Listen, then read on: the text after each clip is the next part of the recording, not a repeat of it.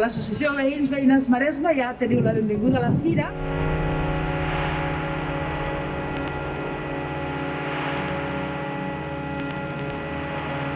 Sempre una mica ens queda la sensació de que es parla molt de sostenibilitat i a vegades penso, hosti, com ens ho podríem fer per unir esforços, no? Les entitats, empreses i tal, que treballem pel residu zero, per fer com unes campanyes més fortes. Veiem una gran preocupació amb l'ús i sobreús que fem dia a dia del plàstic. Tenim una extrusora, una màquina que extrueix el plàstic, que fa com un filament de plàstic, amb l'objectiu d'aprendre diferents tipus de plàstics que hi ha en el mercat, com de fàcils de reciclables o no són aquests tipus de plàstic, i donar a conèixer també a tothom que el plàstic, tot i que és un material que està molt a les nostres vides, no tot el plàstic és reciclable, no tot el plàstic es pot servir per tot tipus d'aplicacions, etc.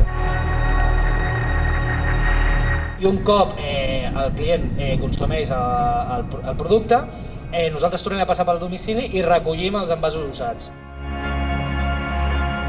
Després hi ha molts altres residus, com això, roba de llar, restes de residus d'indústries tèxtils, que és un residu molt invisible i que tampoc s'acaba reciclant i que és un problema ambiental important. Jo vaig començar una mica amb una motivació molt diferent, que va ser el tema de les compreses de tela. Va ser una necessitat pròpia, jo em vaig voler fer unes a casa per fer-les servir jo i les vaig fer en teixit reciclat que tenia jo per casa. Vaig veure que funcionava molt bé i se'm va encendre la bombeta, no? Perquè no podria fer productes sostenibles per la menstruació, a més de fer-los amb teles reciclades, recuperades de residus tèxtils. També reciclo paraigües perquè vaig veure que la tela del paraigües és una tela impermeable, aleshores la faig servir per impermeabilitzar les compreses de tela.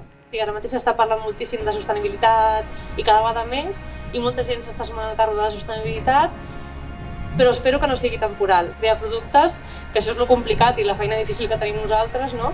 Que agradin als consumidors i que, a més, que siguin competitius amb els que ja existeixen.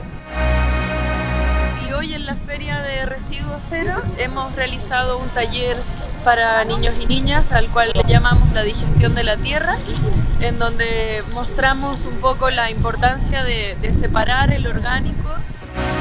Me parece buenísimo que se hagan este tipo de iniciativas, que entiendo que es de parte de la comunidad misma y está aquí como un ambiente de barrio, y creo que cada vez más tenemos que apuntar a estas iniciativas más colectivas.